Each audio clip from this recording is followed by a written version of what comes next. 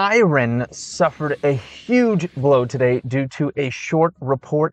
IWM, the Russell 2000, as well as bonds are on fire today as the Mag 7 drops heavily. Let's take a look at this today. I wasn't expecting to make a second video today, but so much has happened. I think it's necessary to do so. So we're going to first start with the IREN short report. Okay, Culper Research came out with a short report. You know them from before. They've done this before to other Bitcoin miners as well as other companies before. They did a short report today. I'm not going to read the whole thing. You can go to their webpage, Culper Research, and read it if you want to. I'm not going to read it. I'm just going to talk about the fact that they did it. They did a short report on IREN. And if you go to, if you go here to latest research on their page, you see Iris Energy IREN, and that came out today, and we saw a 13.8% drop on the stock.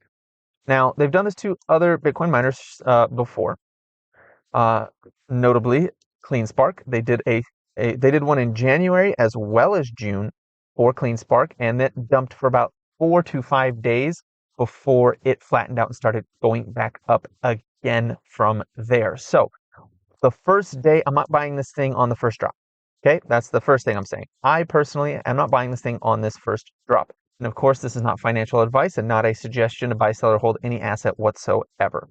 Now, a couple of important things to think about here when we look at this chart. First of all, IREN closed beneath that 1126 level, which is below that double top area. It closed beneath that. That's not good.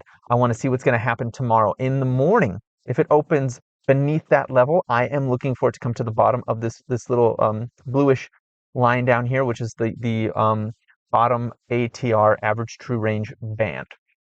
I'll be looking for it to come down to there if we open below 1126 in the morning tomorrow. If price does not hold up down here at this 967 level area that I have marked, which is the previous peak from here in December 2023, if price does not respect that area, I am looking for it to eventually settle down here at this previous bull flag back here, which is support now down at $8. I'm looking forward to capture that support back from May if it doesn't stop at 967. Now, we could see 2, 3, 4 days of this before it starts flattening out, turning around. So I haven't begun to nibble yet. But I am looking for the open tomorrow. If it opens above 1126, I may have some hope for it, and I want to see if it's going to start to show strength and move back up. I like that there's a pretty big wick at the bottom here, but that body is quite solid, and we did close beneath the midline of the double top here on our chart. So I am expecting a couple of days fall off from here for IREN. So what do you think about this report?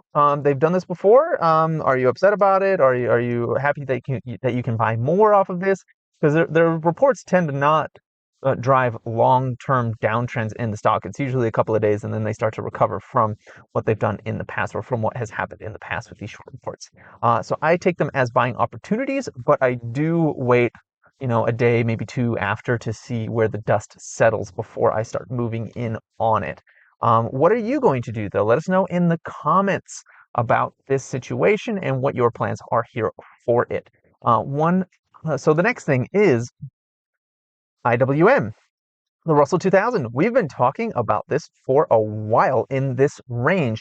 And so the Fed came out dovish the last 2 days. We got a great CPI report today. If we get a good PPI report tomorrow, this thing is going to continue to fly most likely. Now, I do want to see something. So we've seen this sort of move before on the IWM. Let me go ahead and turn off my indicator here.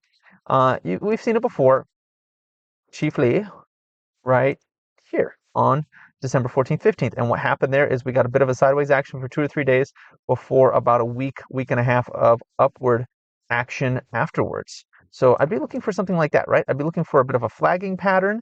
I'd be looking for the SMAs to catch up, the 5-day, specifically the 5-day SMA to catch up to price, and then for it to go up further from there. How much more did it go up from there once we got? So let's see from the top. Okay, from the top, it went up 3.5% from the top. What about from the bottom? So from the bottom of the move, it went up 4, almost 5%, almost 5%. I'm looking for a similar sort of move over here right now. So I want to see this 5-day moving average come up, catch up. So, maybe Monday or Tuesday, I want to see it catch up.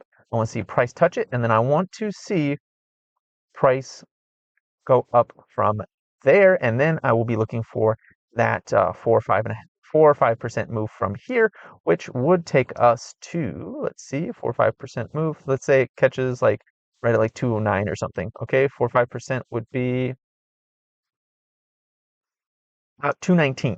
That could take us, we could go up to 219 off of this move here before seeing a pretty dramatic drop off like we have in the past. So I'm excited. I'm excited about this. Are you excited about this? Are you interested in the IWM Russell 2000? Is that an exciting ticker for you? I mean, Tom Lee thinks so. I think so. The rate cuts coming through seem to prove that it could be very interesting. And also look at this red cloud here, this maroon one, anyways, doesn't even start until 2/22. And the last time we came up this far, back here, December 14th, 15th, that move, we went up into the maroon. So if we go up into the maroon, it starts at 221.94 is where the maroon cloud starts on my fib bands indicator here. So there's some good upward movement if this move is sustained.